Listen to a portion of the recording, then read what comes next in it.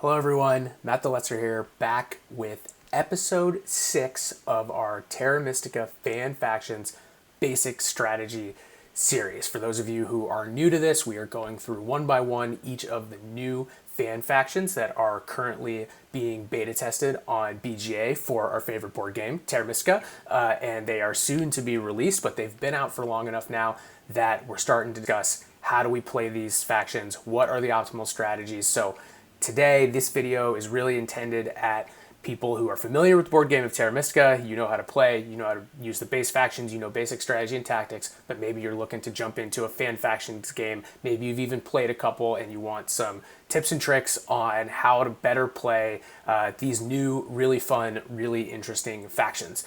So as I mentioned, today is episode number 6, and today we are going to be talking about the Wisps. One of my favorite artwork pieces, by the way, on this one. They've released these cool posters for each of the new fan factions, and I just love this little mosquito-looking thing and his lantern kind of just floating through the bog here.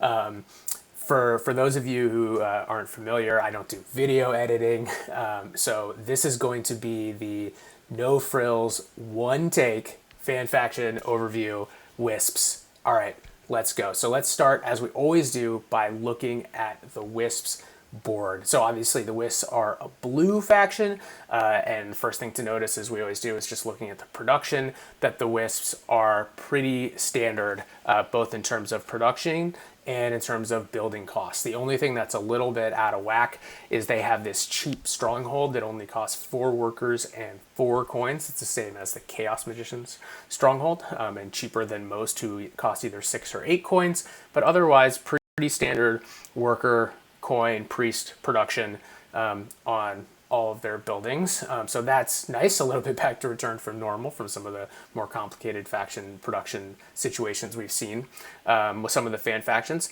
Where we start to get things looking a little bit different is we get up into the power bowls. So first of all, we see they start with 7 power in bowl 1 and 5 power in bowl 2.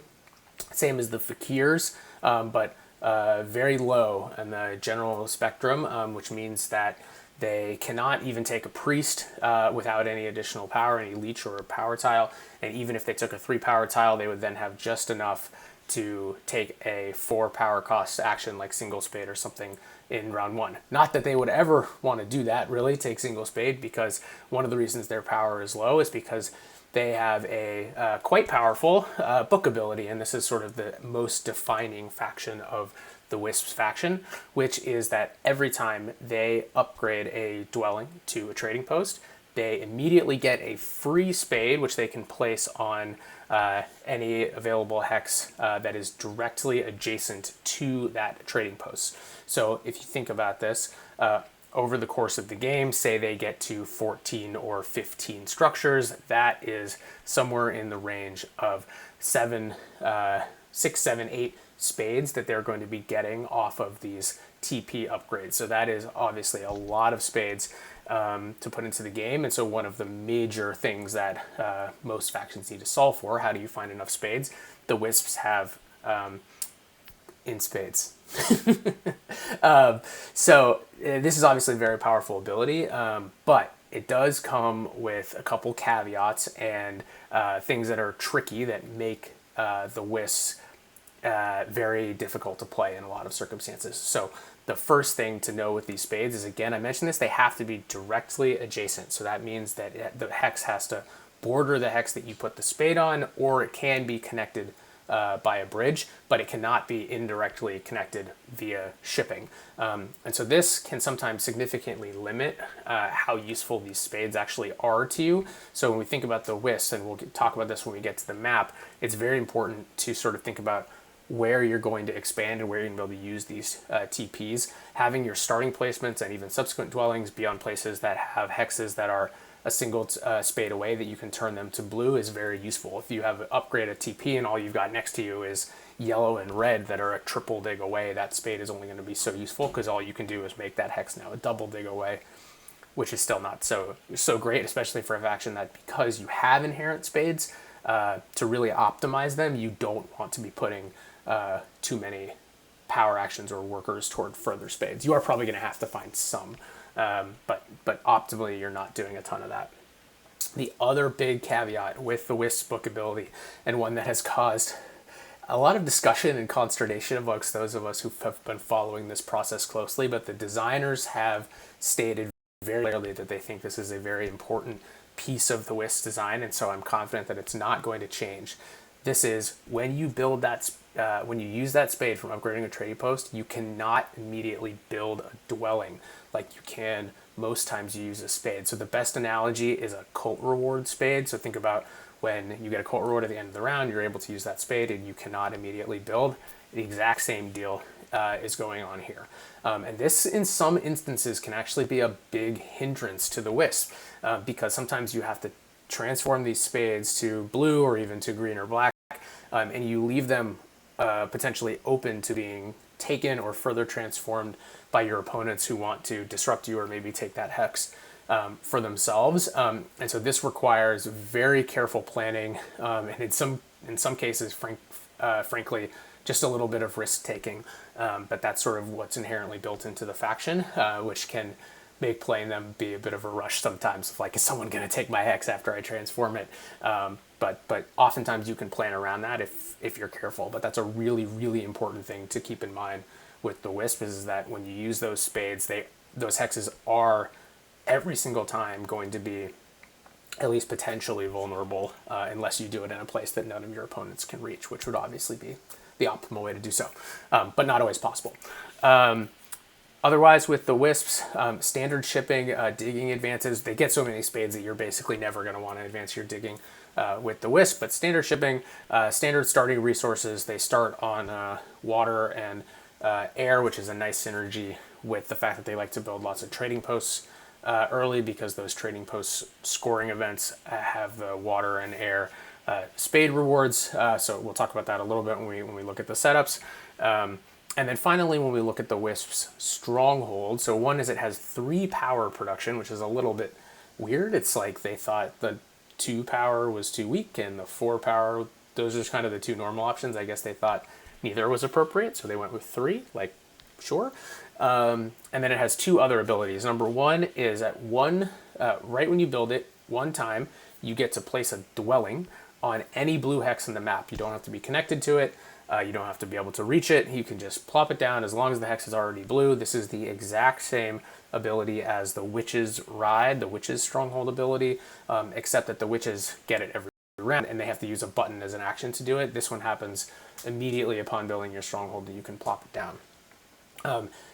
Compared to the Witches, it seems pretty weak, and it kind of is, but it's still actually quite useful stronghold ability, as we'll get into for a second, that synergizes pretty well with kind of the way the Wisps often want to play their game. And remember, the stronghold is cheaper. And then additionally, when you build your stronghold, you get 7 points. So that kind of, at least somewhat makes up for the relatively weaker ability compared to like the Witches, and it's strictly stronger, obviously, than like the Cultists, for example, who have a more expensive stronghold and just get 7 points. I mean, the Cultists don't need any help, let's be honest, but and the Wisps definitely do. But so that's the Wisp stronghold, often a good like mid-game building, especially given its cheap costs if you can score it and then take advantage of that flight to get to some new part of the map. So anyways, that's the Wisp board. So now that we've overviewed that, let's talk about when might we want to play the Wisps. And I'll say it every single video in this series, the color wheel is super important. And for the Wisp, it's actually, I would say, even more than many factions, and there's kind of 2 reasons. Number 1 is that we've talked about the relationship of blue and yellow on base map before. Really important and good for the Wisps because of the western edge of base map, which we'll talk about in a second, but is a really nice spot for blue and yellow to place together, and works very well with the way the Wisps want to expand via their spades from upgrading TPs.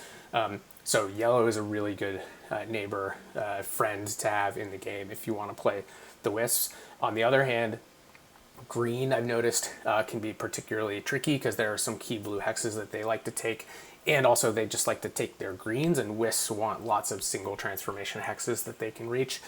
So black isn't good either, but I've found green to be a little bit worse. And then also with the Wisp, because they have to leave those hanging hexes after they use their spades from their TPs.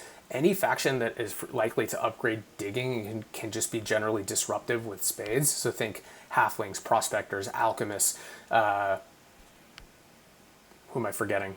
Some other factions that like to giants that like to do that kind of thing are going to be very dangerous for the Wisps, and so those are not things that you want to see. As far as the bonus tiles, the single most important bonus tile for the Wisps is the trading post tile. Because they get their spades from TPs, Wisps want to build trading posts early and often, because it's not only how they build up, but also how they build out. They do it together, and so they often have trading posts sitting on the board, and so this trading post scoring tile, they can just use it very well compared to most other factions, and it's very good for them to have it in the game, and very bad for the Wisps if it's not in the game. So definitely watch out for that one when you're thinking about the Wisps or thinking about bidding on them in an auction. Maybe much less so, I do like worker power for the Wisps also, because similarly, as they build a lot of TPs, they frequently do not, their worker economy can get a little tricky. TPs in general are not the greatest production buildings to have sitting around. Now, the spades certainly make up for it with the Wisps, but extra workers in the game are definitely not a bad thing for the Wisps. And you'll find as the Wisps often too that because you are not spending your power actions on spades, the worker power action is actually something you're frequently looking for. And if we can just get more in the game from tiles like worker power, the big building tile is okay too, although they don't score it, so that one's a little more mixed. But a good tile to have in the game. And then on the other side, tiles that are, you'd prefer to have them out at the very least. The shipping tile, because the Wisp, because of that direct adjacency requirement on the TPs, they aren't so interested in advancing shipping. They also don't often build a lot of necessarily build a lot of temples early, and so they're less likely to have significantly advanced shipping. And so that's just a tile that they're not going to be able to use very well, and others might. And so you'd prefer to probably not see it in the game.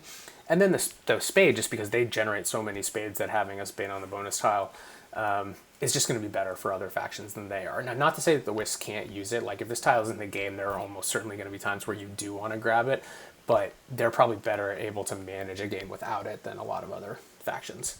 And then finally, when we talk about the scoring track, the theme with the Wisps in general is TP scoring is good. You're pretty much happy to have it whenever in the game, because anytime there's a TP round, you can hammer that thing to build both TPs and dwellings and spades and all the things that you want to do as the Wisps in those rounds. It's particularly good to have them, at least one early on in round 1 or round 2. I would say a game that doesn't have it in one of the first 2 rounds, I would be pretty reticent to play the Wisp, because you're going to want to do at least one TP spam in that first couple rounds as to get your first set of new dwellings out, and then another one later in the game, like round 4 or round 5.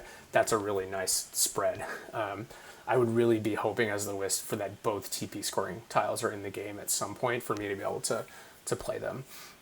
The spade scoring tile is also very good for the Wisps early in the game, because those TPs generate spades, and so you can build TPs and get points off of the spade tile that way, and get more spades in those first couple rounds often than many other factions can. It's worth noting here that there was a version of the Wisp that they tried where when you upgraded TP, you actually got 2 spades, which was super powerful. It decided to be overpowered. They took it away, but on that version of the Wisp, the spade scoring tile was actually even better than the TP tile for them. But now we're back to 1 spade, so the TP one will score a little bit more, 3 points versus 2 points, but the spade scoring still very good for the Wisps. And then finally, the other thing I have here is some temple scoring events in the mid game. Not as crucial as the TP and the spade scorings in general, but it is something that's nice because they do often build 2 or 3 TPs early in the game, and so then building temples on top of those to grab some mid game scoring, maybe a nice air 1 or a late earth 1. That's kind of the range that is often optimal for the Wisps, and so it's nice to have them at that point in the game. And then on the bad side, the Wisps are pretty flexible. I would say they can deal with a lot of different range of scoring setups. The couple that aren't so good are big building events, particularly in round 1, because they just are not ever going to open with a stronghold or a sanctuary, and there are a lot of factions that do want to do that, so that's not as good for them. And then also the town scoring, just because there's so many other ones that they can score that sort of by process of elimination, the town scoring is not so great for them. It's also putting spades into the game on a track Earth that a lot of factions can get those spades, and you'd rather not. It's not one the Wisps need or are going to take advantage of, so you'd probably prefer not to see it in the game. But I would say there's not going to be too much that's bad other than that. That round one big building is kind of the one thing I'd say you don't want to see as the Wisps. So, but look for yellow and TP scoring both on the bonus tile and the track, and like that's when it's Wisp time. All right, so let's talk about the map. For those who've played blue on base map, know that similar to black, there aren't a lot of like guaranteed starting spots, so I don't have any stars on this one today. A lot of it's going to depend on where your neighbors are, and I would say that's maybe even more important for the Wisps who want to build early TPs, so they really care about having neighbors so that they can upgrade for cheap TPs. I would say the best starting spot for them is D2, and sometimes you might even want to start there even if you don't have a neighbor, but particularly if yellow's in the game and you can get them over to D3, that's your best option because it gives you multiple single dig hexes that you can build off of with TPs. One example is it's kind of nice, you start on D2, build a TP, turn C1 to blue, then you can build on C1, and then you can build a TP on C1, and if you've built a bridge over to A3, you can turn A3 blue, and then you can get up to A4, and so this can be a town. Alternatively, you can use one non-TP spade on D1, build a TP here also, and then you have this nice stretch. After you could turn E1 blue on that one. So anyways, that's just a very good area for the Wisps in general. D5 is also often a good spot because there's usually action and neighbors in the center of base map. So if red or gray are in the game, this is often a nice spot. If green's in the game, it can be a little bit dicey because if they start on C3, maybe they get temp ship or something, like you can get cut off pretty easily. But especially if green's not in the game, then D5 with a bridge to C4, and you can get up through this stretch and sort of just string these building TPs that turn into dwellings and keep going and get a nice town there. That's a good spot as well. E4 and H4, I would say, are usually only going to have like one neighbor, maybe a little bit more disruptive type plays, but are also viable in certain situations. And then finally there's G6, and I think the thing to think about with G6 is that you're probably not going to connect if you start one over here in the west somewhere and then you also start on G6. But if you've got a game with like gray and black or gray and brown that's going to have a lot of action on this eastern continent, sometimes you don't want to miss out on that. And so saying, hey, you know what, I'm not going to connect this game, that's okay. The Wisps can play kind of a tall game anyway since they trend toward TPs. Starting on G6, maybe an initial TP to dig G5 and you build out something down here, or you go like H8 through I10 is also a nice spot that's also going to have neighbors and has some hexes that you can get to. Like you'll notice that other than D5, maybe a lot of these trend on like larger areas of landmass, and that's important because you need to have the hexes that you can get to directly with the spades that you build from the TPs. So that's kind of how I think about the Wisp map spreading. Okay, so now that we've talked about the map openings, I would say there's two main flavors of openings for the Wisps. The Stronghold, because it only gives a one-time power, is not going to be a consideration for opening for the Wisps.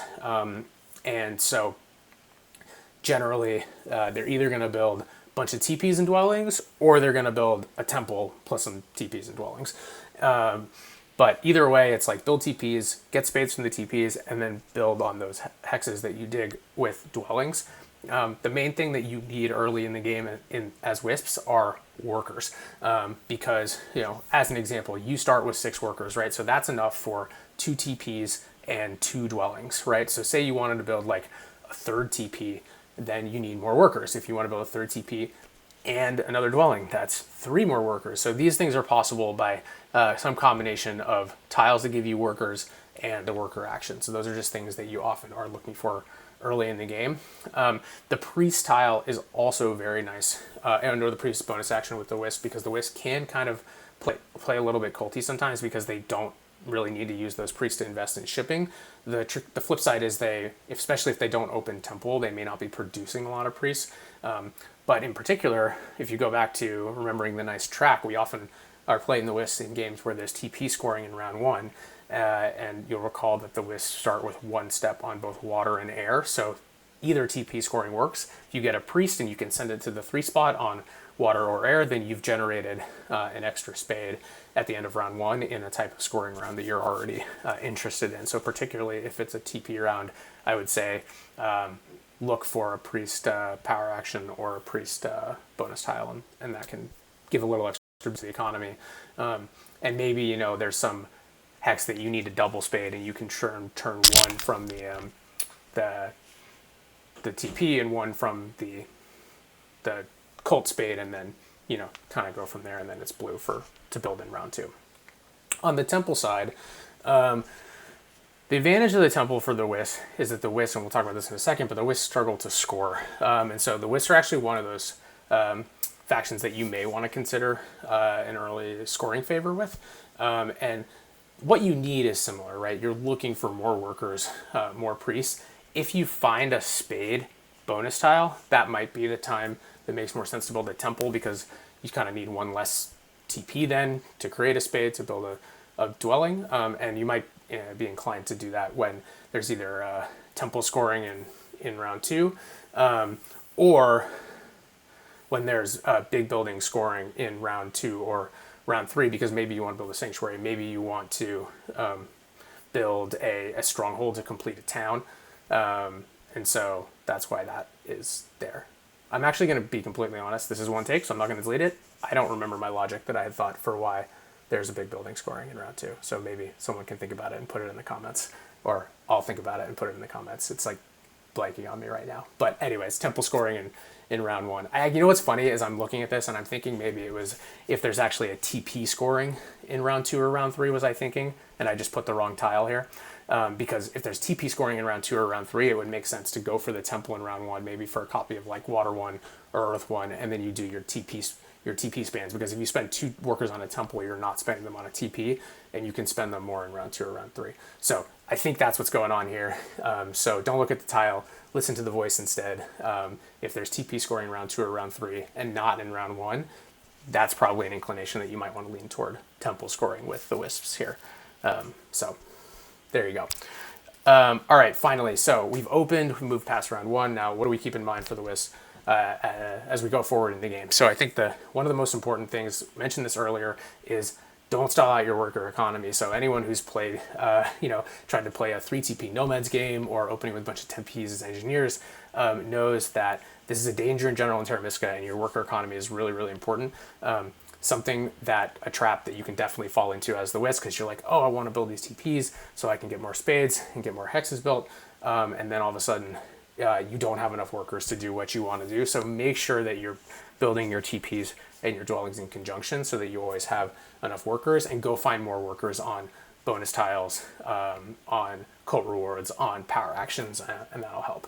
The hardest thing about the Wisps, and I'll sort of jump ahead to my what I normally say for the end of my overall sort of prognostication on the faction, is this is a pretty weak faction.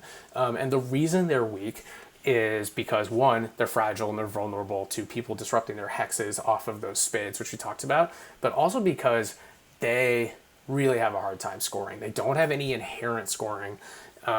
They build in a fashion where it's not like, they can get a scoring favor and then spam out a bunch of dwellings in a dwelling round, or they can kind of sometimes spam TPs in the TP round, but they often want to build them early too, so they're never going to have those rounds where they build 5 or 6 of them like some factions can string. And so they need to find a way to sort of consistently score as they expand over the course of the game. So they need to focus on scoring on the track whenever possible. They need to get some mid-game scoring favors and pass tiles. That TP pass tile is going to be a really important one. But like if you build a bunch of TPs early, something like a round 3 air 1 can be really, really important and valuable as the Wisp. Also, if they can get Earth 1 in the mid-game, or even in the early game, right? As I said, sometimes taking a scoring favor with the Wisps out the gate is okay. But just think about like, where are your points coming from? Because I think that's the hardest thing with the Wisps, is you just get to the end of the game and you're like, I built a bunch of stuff and I used my spades really efficiently and I just didn't convert it into points. I think that's the hardest part about playing this faction.